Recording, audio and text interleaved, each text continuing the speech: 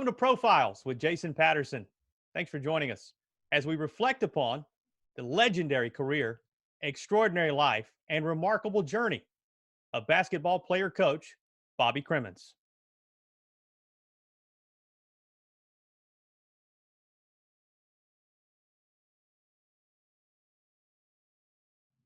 What a journey from the Bronx to Colombia, then working your way to Ecuador, Pittsburgh, on through Boone, eventually to stop everybody knows Atlanta. You work your way back to Charleston and then eventually to Hilton Head. It's been quite a life for Bobby Cremins. How do you sum up this blessed life that you've been able to live? Sometimes I feel like it was a life of destiny. My number one goal was not to be a coach. I wanted to play professionally. And I think, you just got to keep getting knocked around until destiny defines itself. And once the playing door closed and the coaching door opened up, I think that I found my destiny. You've had a remarkable and unique career, both as a player and as a coach. Put into words for us what the game of basketball means to you. Yeah, it's meant a lot. I was very fortunate where I grew up in the Bronx, New York. When I came out of my apartment building, right across the street was a schoolyard. And it was a big schoolyard. And a lot of games were played there, softball, stickball, football. But they had basketball goals there also. And I gravitated to those basketball goals. And I played basketball every day once I got to the age of about 9 or 10. You were literally born on the 4th of July, son of Irish immigrants. What has the American experience been like for Bobby Cremins? My parents, they all came from Ireland, but they didn't talk much about the old country. They didn't talk about, the potato famine. They didn't talk about why everybody was going to America. Obviously, they went to America because it was a land of opportunity. And once they got there, they just they met at an Irish dance hall. They went back to Ireland, got married, and then came across the Atlantic again, and then started the family. And they wanted to get away. There was a lot of problems in Ireland, and they didn't talk much about those problems. They would call them the Troubles. I read a lot about it later on in my life. But, so many Irish immigrants were coming to America for new opportunities. A lot of folks may not remember, but you were involved in more than one gold medal winning team from the United States, including that Atlanta team in 1996. What was it like for you, with that being your background, coach, to be able to represent this country at that high level of competition? It was great. And it was in Atlanta. We were the heavily favorites. I felt like at times I was with a rock band, but I was very proud of the Dream Team. They came through. We had a bombing incident where a mother was killed, and the Dream Team, a couple of days after that, they insisted that the daughter come to the hotel, and they took her up to their floor and played games with her, and that was really something. And then we met a lot of dignitaries and met Nelson Mandela. But when we put on the jerseys to play the game, they got really serious. And they wanted that gold medal. Yugoslavia gave us a heck of a game in the finals. But they stepped up, and it was wonderful. We had an incredible crowd, the largest crowd ever for a basketball game in the Georgia Dome. And the crowd was something, and we won the gold medal. Describe the feeling of representing the country and wearing those colors to some degree. Yeah, it's great. USA, to wear the legitimate USA gear, to be part of it, to be a true part of it. I'd been Lute Olson's assistant for USA basketball in the World Games, and we won a gold medal in Madrid, Spain. And then I was a head coach for USA basketball for a world qualification team. Actually Olympic qualification team. So I had represented, been a part of USA basketball, and that enabled me to become an assistant for the Dream Team. And again, when you put on USA, it's a different feeling, especially when you go out there and you're going to play a game representing your country. You wore number 21, another jersey you wore in the garnet and black. And the other thing associated with you, I mean, even today, number 21 goes right alongside, along with the iconic hair and everything else that makes up the legendary Bobby Cremins. What is that number 21, meant to you? Why did you select it? How did you end up with it? And what has it grown to mean to you over the years, Coach? When I went to Columbia, the great Frank McGuire, he brought a lot of New Yorkers to Columbia like he did to Chapel Hill beforehand. And I don't even know what my freshman number was, but when I was a sophomore playing varsity for the first time, they gave me number 21, and I wore it for 3 years. I started for 3 years for the Gamecocks. I wore that number very proudly. Let's revisit those days in Columbia, that 69-70 team on which you were a captain. Quite a run that group put together. Give our viewers a little bit of a window into your days as a player. You talked about wanting to be a professional player before coaching ever entered your mind. What was it like playing for Frank McGuire there in the state capital of South Carolina? It was wonderful, Jason. When I got there was some problems. There was a great player by the name of Mike Rosso. And Mike was going into his sophomore year. I was a freshman. And the ACC ruled him ineligible. And then they put us on a 2-year postseason ban. And all of a sudden, it was gloom and doom. And but we had 4 great seniors: Jack Thompson, Skip Harlicker, Gary Greger, and Frank Standard. And Jason, nobody flinched. Nobody flinched. And I followed these guys. I became eligible my sophomore year for the varsity, and nobody thought about transferring. We were playing for Frank McGuire. We were playing in the ACC. They did allow us to play in the ACC tournament. But had we won the ACC tournament, we would not be eligible for postseason play, NCAA or NIT. And then finally, after my sophomore year, the ban was lifted. But those 4 seniors, they set the bar. And Frank McGuire was happy again. And the program, a big part of the program was they were building the new Carolina Coliseum, which was going to be one of the nicest arenas in the Southeast. I played in the field house on campus, which sat about 3,500. And a few blocks away, they were building the Carolina Coliseum, which was going to seat 12,500. So there's a lot of excitement about that. The key was recruiting, and Owens and Roach were the key recruits. They had to get them, and once they got them, and that just kind of saved the program. Of course, I grew up with Tommy Owens from the age 15 on, and I was going to kill him if he didn't come to Columbia. And then after that, after Roach and Owens came Bobby Carver, Rick Eilert, Tommy Riker. Then came the Kevin Joyces, Brian Winters, Mike Dunleavy. So there was a period there initially where things did not look good. But through perseverance and the charisma of Frank McGuire, we hung in there. And it was all coming together, Jason, my senior year. We had the team. We had the team to make a run at the national championship. All we had to do is, win the ACC tournament. The regionals, believe it or not, were going to be played in Columbia. We went undefeated in the ACC play, Jason. One of the few teams in history of ACC basketball to go undefeated. I think there's been about 3 or 4. And then Clemson almost upset us in the first round. Bobby Roberts was the coach. And then we were beating Wake Forest handily with about 5 minutes to go in the game when John Roach got hurt. He got hurt severely. He was not supposed to play. He did not dress out. He did not warm up with us.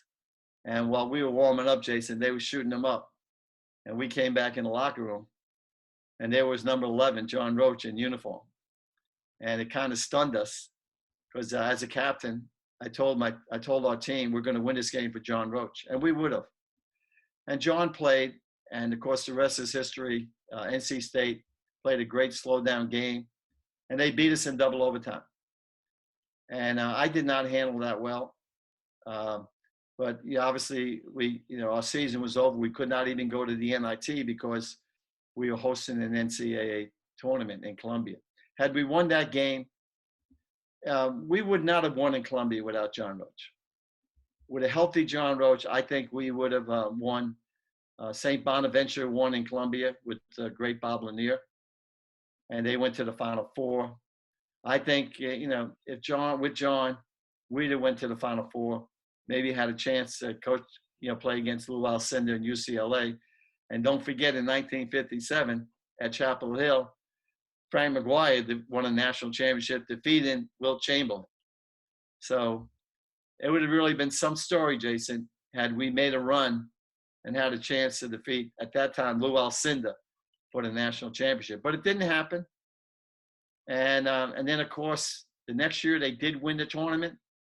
They lost in the first round of the NCAA tournament. And then, Jason, the big shocker, South Carolina left the ACC and went independent.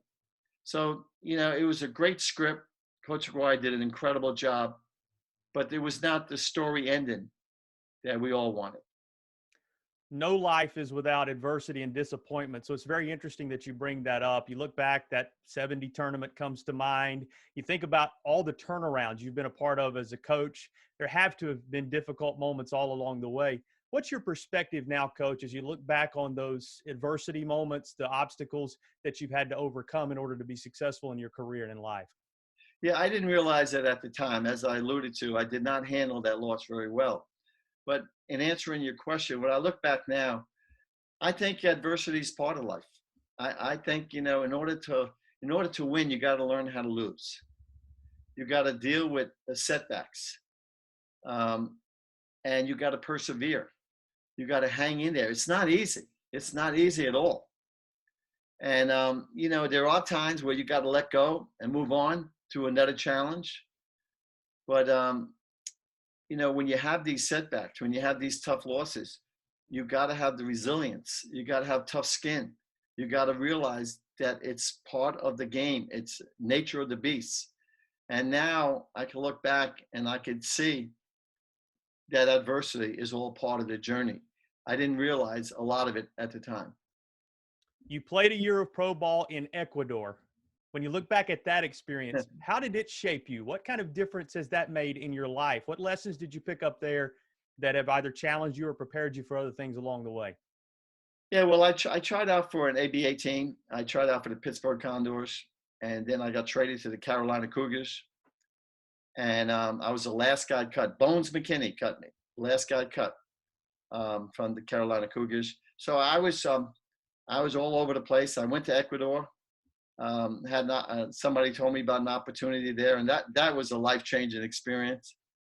But it was great. It was great for me to get away and to experience something like that. I came back and I tried out for the 1972 Olympic team as an AAU player. So, yeah, I love playing, Jason. I love the game. I just wanted to play.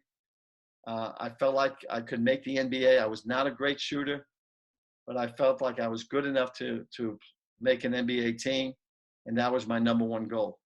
You came back, you landed at Point Park in Pittsburgh before eventually coming full circle to your alma mater back in Columbia on the staff of Frank McGuire. What are the main lessons that you learned from both playing for and coaching alongside Frank McGuire that would later shape you as a legendary head coach in your own right? Yeah, a lot of things that did shape me that he did. He was very calm and confident as a coach. He had an Irish temper, but it was under control. He sat on the bench most of the time. He dressed at the tens. He had a lot of class, Jason. He would get upset at times, and his Irish temper would go crazy, but he had a lot of class. He very dignified coach. And he handled adversity well. He had a lot of adversity in his own life. He had a child who had Down syndrome, Frankie Jr. He had his first wife died fairly young from lung cancer. He had a son-in-law die. And Coach, he really handled himself with so much dignity and class. you would become eventually, among other things, a turnaround artist as a head coach. Folks look back, think about in the late 70s what you did in Boone, taking a team that had come off the worst season ever at Appalachian State, only had a handful of wins in their Division I history when you came on board. You took them to the NCAA tournament in '79. We'll talk Georgia Tech extensively in just a little bit. And then in the twilight of your career, you experienced the opportunity to create another turnaround in the Low Country there at College of Charleston. It's got to be a feeling of gratification to know you were able to be successful at all three stops. And it started when you were 27 years old when you got the nod, one of the youngest coaches in the country there in Boone. Yeah, when I look back, you're right. I am proud that I was successful at all three stops, and that's a good feeling. When I was assistant coach at South Carolina, our tennis coach was named Ron Small, and he had played tennis at Appalachian State for a person by the name of Jim Jones, who became the athletic director at Appalachian. So Ronnie Smart called me in my office and said, I got you an interview in Boone. And I said, where? And I went up there, and I didn't know what I was doing, Jason. And everybody turned the job down. Then they eventually came around to me, and they said they offered me the job. What do you remember from your first NCAA tournament game? I think it was against LSU with that Appalachian State crowd. It was a great moment. You know, we won the tournament in Roanoke, Virginia. We beat Furman in the finals with Jonathan Moore. And I remember we went to Bloomington, Indiana. We practiced. Bobby Knight spoke to the team. We played Dale Brown and LSU. And little did I know then that I would have some famous games against Dale Brown and LSU. And then after the game, after they won, Dale Brown came in the locker room and spoke to the team. What I remember the most, Jason, was after winning the Southern Conference Championship, all the kids threw me in the shower. So I had to send my suit to the cleaners. And I didn't open it until I got to Bloomington. And Jason, when I tried it on, my suit had shrunk. I couldn't get it on. And I had to borrow some clothes to coach in Bloomington. Cheap suit.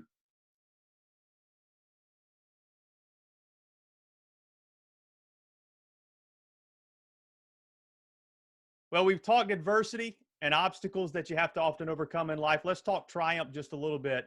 Let me take you back in time to March 31st, 1990.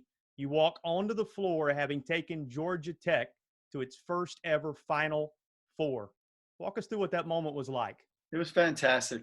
My father had passed away at Christmas. My mother had previously passed away. So I was disappointed I couldn't take my dad, but my other family members were there. It was, I didn't realize it then, Jason, how big the Final Four was. And we had some incredible games to get there. We had to beat Shaquille O'Neal in the second round. Michigan State had us beat. We beat them in overtime. Minnesota had the last second shot to go to the Final Four. So, we were on pins and needles all the way getting there. And I didn't realize it at the time what a big deal it was. I had a great team. We were up 7 at halftime. And Kenny Anderson got in foul trouble. And Jerry Tarkanian did a great job. They came after us second half like I thought they would. And they had a great team. And, of course, they went on to win it all. You've referenced already some of the great players you've coached. Mark Price, John Sally come to mind. The list goes on and on with Dennis Scott. You think of Brian Oliver, Kenny Anderson, John Barry, all the way down to Travis Best. Is there anything those players that excel, that compete at that level, is there anything you've noticed that they have in common, Coach? I learned from Frank McGuire that, to have a great team, you need great players. And you got to recruit. And I did a lot of recruiting as a player at South Carolina. And, of course, I mentioned Tommy Owens and I being so close. And so, recruiting was the bloodline of our business. And what I tried to do, I think my playing career really helped me a lot in recruiting. I wanted to get players who could do things that I did, but also could do things that I didn't do well. For instance, I was not a great free throw shooter. I was clutch at times, but I wanted to make sure I knew at the end of the game, you needed to have great free throw shooters to win the game. Mark Price was a great, great free throw shooter. So I used to look for things like that. I looked for players who hustled. That was one of my fortes, who could play defense, put the ball on the floor. And I looked for players who had an understanding of the game, knew how to play a little bit. You can't think basketball without thinking about cutting down the nets. You did it after 3 ACC tournaments. Of course, after the Minnesota game and the Superdome, that certainly comes to mind, the game that would eventually send you to the Final Four in that 90 season. Give fans who've never had the chance to experience that, walk our viewers through what it was like in those moments, those main moments you remember, to celebrate with your team and cut down the nets in a lifetime memory that comes with it. It's a natural high, Jason. It's a natural high. It's like, you're a runner. You heard about natural highs. Runners, they run to the top of the mountain. And when they get to the top, they have a natural high. It's the joy is incredible.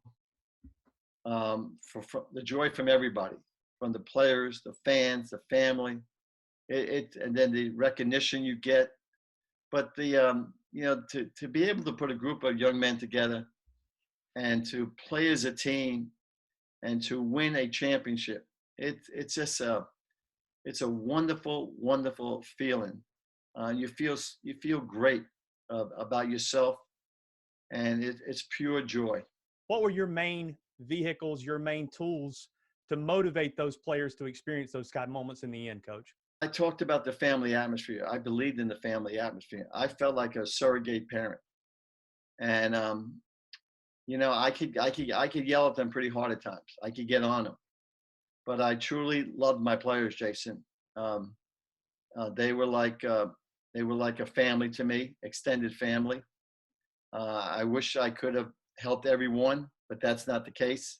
Some kids, had to transfer. Some kids didn't buy in.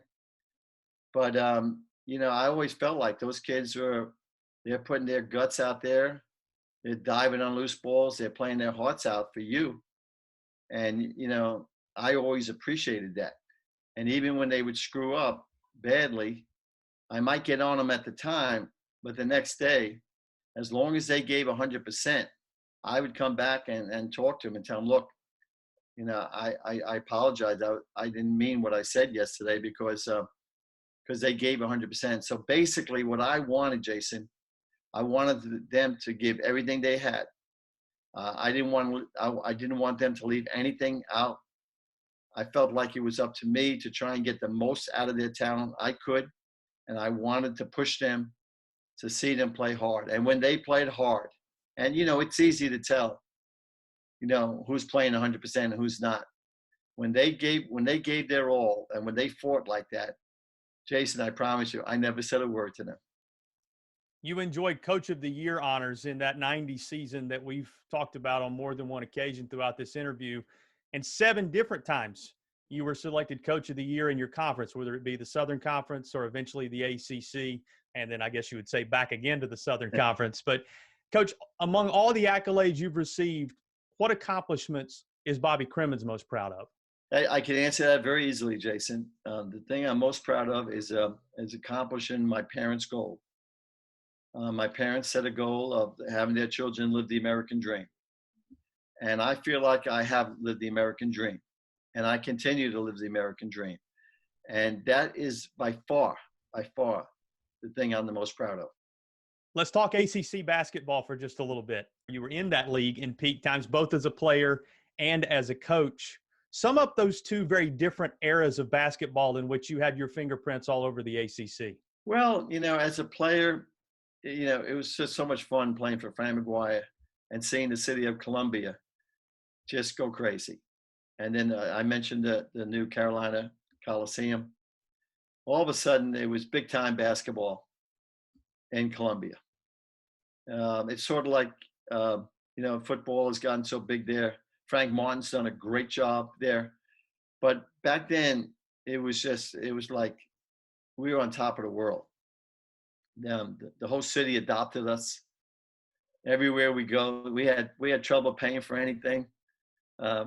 families adopted us, and it was just so much fun to see, the way it all came together.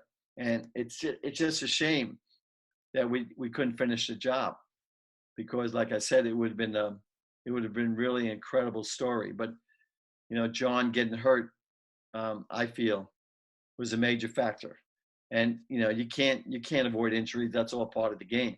So as a player, I loved it. I loved playing against Duke in North Carolina. They were like our enemies, Jason. They were, when Mike Grosso was kicked out, um, the ads from North Carolina and Duke were part of a 3-man committee, along with the commissioner, I believe, at the time. So we were very, very mad at North Carolina and Duke for putting us on a 2-year postseason ban. And the atmosphere was just incredible in the field house. And then to go on the road and beat these teams, and we showed that we can beat the best. And then to build a program, then Roach and Owens. Roach became a superstar. He went from the X factor to the A factor. And he was incredible, absolutely, totally incredible. And it was all coming together so well. What was it like to walk among the legends? Dean Smith, Jim Valvano, the emergence of Coach K, certainly Lefty a staple during that time. The ACC was tough. Lefty Driesell. I played and coached against Lefty Driesell. I played and coached against Dean Smith. It was really intriguing to see these coaches build program. Norm Sloan was at NC State, and so forth. When you get together and reminisce with a lot of those who remained out of that group you're talking about, what are the conversations like, and what have you determined along with them made the ACC in those eras so special? You got to give Dean Smith a lot of credit. I always say the godfather of the ACC is Every Case. Every Case came from Indiana, and he made basketball big time in Raleigh and in the ACC. Frank McGuire put it on the map in 1957 with his championship. And then Dean Smith set a bar that was absolutely, totally incredible. He made the ACC the best conference in America. He challenged us. He made us better. When Mike and Jimmy, they came in a year before me, Jimmy Valvano and Coach K, and then I came in, we all knew who was at the top of the hill. It was North Carolina, Dean Smith. And we knew if we were going to be successful, we had to beat Dean Smith. And we all did. We all did. Of course, Dean Smith set the bar. Coach K broke the bar. He, at the time, I coached against him for 19 years. And I had no idea that he was going to do what he has done. Your success came during the dominance and further emergence of those Tobacco Road schools you're talking about. And I know you've got a story or two for us that relates to each of those individuals. Oh, yeah. Yeah. The big story is when at ACC meetings, we used to have a lot of fun down in Myrtle Beach. Dean Smith, believe it or not, Jason, will always come late. And he did it purposely. So one time, Valvano said he grabbed Mike and myself, and we went to a men's room, and he told one of the kids that working in the lobby, he said, "Come here." He gave him $20, and he said, "You come tell us when Dean Smith arrives." So Jimmy and Mike and myself were in the men's room talking. Jimmy did most of the talking, and the kid finally came in. He said, "Coach Smith just arrived." He said, "Good." And then Jimmy said, "Let's go." And we walked in, and Jimmy said, "Hey, Coach Smith, how you doing? I'm sorry I'm late." But, stuff like that. Valvano always had something up his sleeve. And then there was a little animosity between, Terry Holland, Lefty, Dean Smith. They used to get after each other a little bit. And the three rookies, Mike, Jimmy, and myself, we would just sit there and watch them go after each other. And it was kind of fun.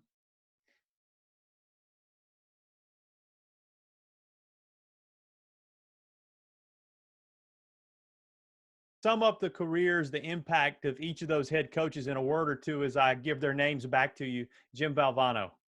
I think of cancer right away. I don't think of the national championship in Albuquerque. I should, because, it's one of the all-time miracles, if not the number one miracle. but his fight against cancer, the way he, before he died from his deathbed, he set this whole thing up, and it continues to this day. And he had incredible foresight, and he was a champion on the national championship. But what he has done fighting cancer is absolutely totally incredible. Dean Smith. I would say, set the bar, great organizer, great coach, great man. We all learned a lot from him. He was very private. He kept his business very private. But we went after him. We didn't back down from him. But he showed us the way. He was a great innovator, of course, with the four corners and so forth. He made us better recruiters. He made us better coaches. I think Mike will be the first one to tell you. I think he made Mike a piece of what he is today. Let's go ahead and go there. Mike Krzyzewski. Mike, detailed, left no stone unturned. Had a great background, Polish immigrant family, Army, went to Army, played for Bobby Knight. He had tremendous discipline. And, I always say this, Jimmy went 120 miles an hour. I went 100. And Mike stayed within the speed limit somewhat. Mike went about 80, 90. He was more balanced than Jimmy and I. And great determination. Great inward determination, perseverance. Lefty, I think about recruiting, building a program.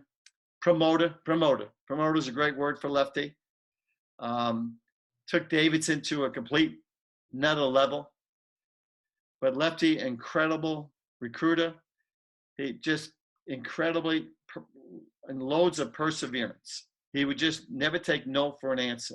And you can never forget, people forget, he signed Moses Malone, who I saw play in high school. I was assistant at South Carolina. Moses Malone is probably the greatest. I played against Lou Alcindor in high school. Moses Malone is probably the greatest high school player I've ever seen. And Lefty got him. And then he turned pro. Had Moses Malone gone to Maryland, Lefty would have a couple of national championships. I guarantee it. How about your head coach, Frank McGuire, in a word or two, a phrase or two? Godfather, dressed to the tens, class, very dignified. Yeah, we all looked up to him, but I would say Godfather. And how do you hope when all is said and done, others describe Bobby Cremins? I think there'll be a few people say he was crazy. He was, I was off the charts sometimes. I was like Valdano, running all over the place, looking for somebody to hug. But I got along very well with people. And I think, I wanted to compete. I wanted to get in there. I wanted to fight. I wanted to compete and do it the right way. And I hope people will respect that.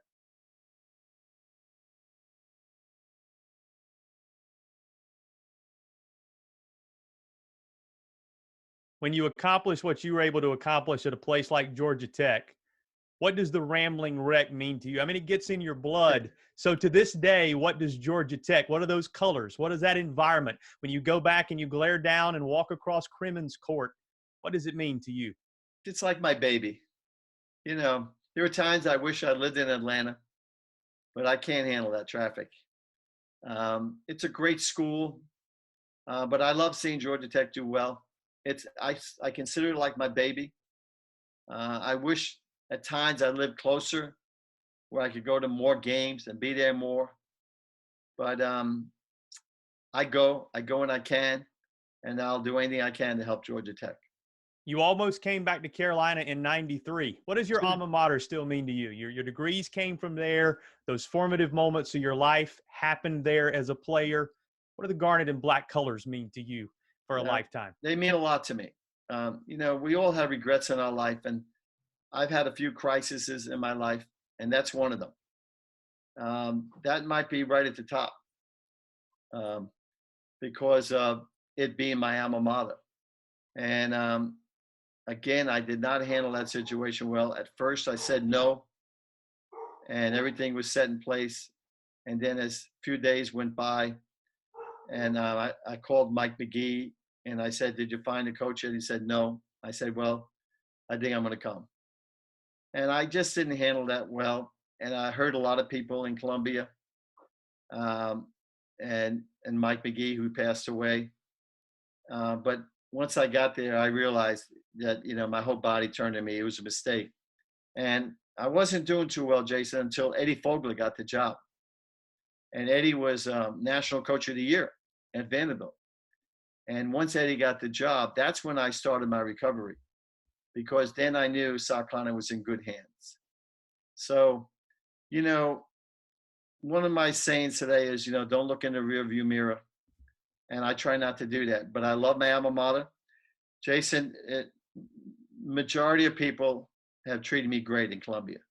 My teammates, my friends, they have been great to me. I've been back to a few games.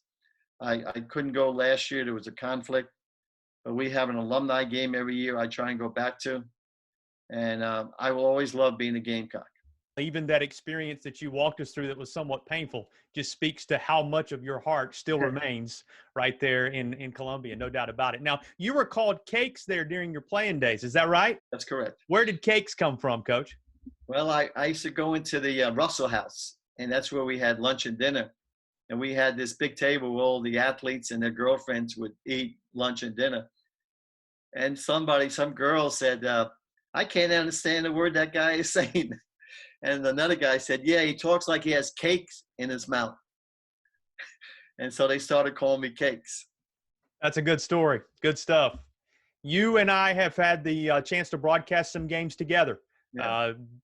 Look back across your career, broadcasting has now become a big part of it.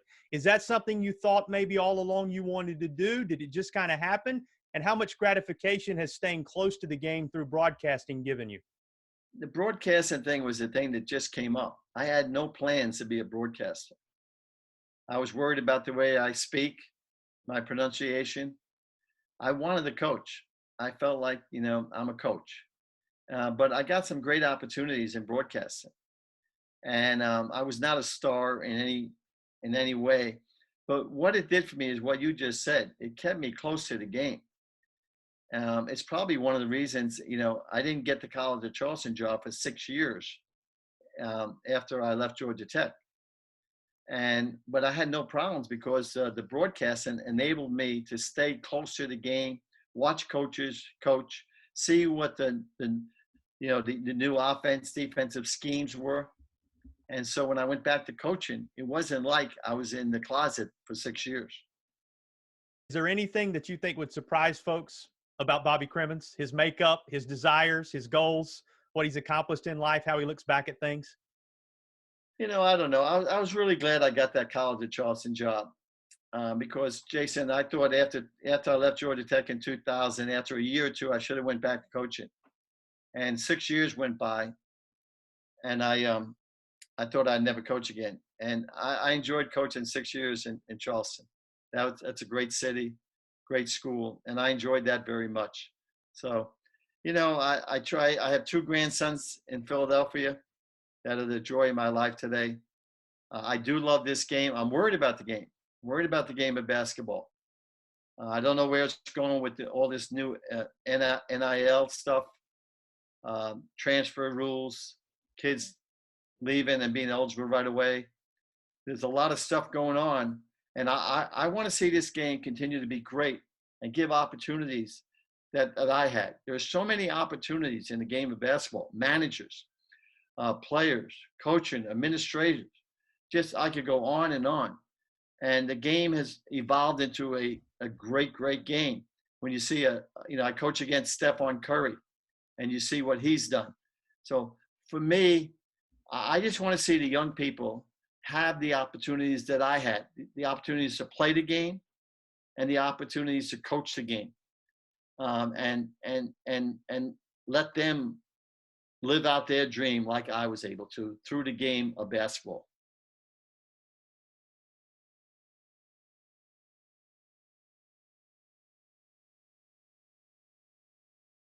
You've stayed connected. We talked a little bit about the V Foundation. What are other things outside of basketball, Coach, that you're most proud that you were affiliated with? Well, I do a lot of charity work.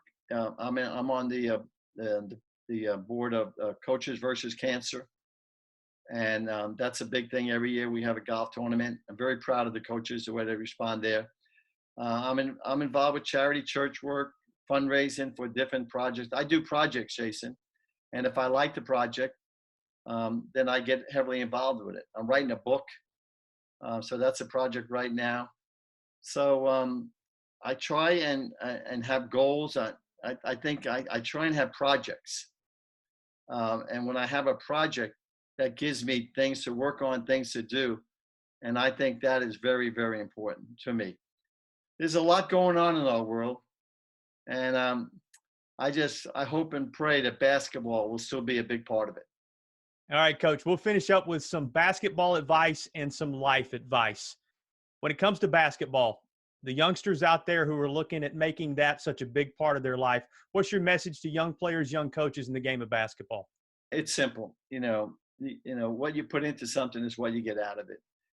Get to a gym. Find a gym where you could play by yourself, and then find a gym where you could play against good competition. But you've got to put the time in. I used to put the time in the schoolyard, especially during the summertime, especially, when it's hard to go out and find a basketball court and spend, 4, 5, 6 hours out there. You have to do it. That'd be my number one advice to a player. And, work on your weaknesses. If, keep your strengths, keep building your strengths. But if you can only go one direction, that's not going to be good enough. You got to go both directions. If you're, if you're not a good shooter, it's going to hurt you. You've got to work on your shooting. So work on your weaknesses and put the time in. As a coach, I tell young coaches today, Jason, do it the right way and stay balanced. Stay balanced with their life, with their families. Keep their priorities in order. I think being balanced is very, very important. I would tell them take Sundays off and, shut the phone off, and during the season, Sunday's got to be a family day. If you have a game on Monday, okay, then you do have to practice on Sunday, but take at least one day off and just make it family time and do it the right way. As you know, we've had the FBI investigation. It's crazy. The shoe companies have gotten involved, and you can get into a lot of traps, and you got to be careful. Do it the right way and try and enjoy the game. It's tempting, there's so many great players out there. And when it comes to recruiting, if you could get some of these great players, you're gonna be a great coach. You're gonna have a great team, but you gotta somehow, do it the right way. And when it comes to the life legacy of Bobby Cremins, leave us with a message for the game of life that will be lasting. I would just say, wake up every morning with a good attitude. Wake up every morning to have purpose, to have some type of purpose. Have purpose in life.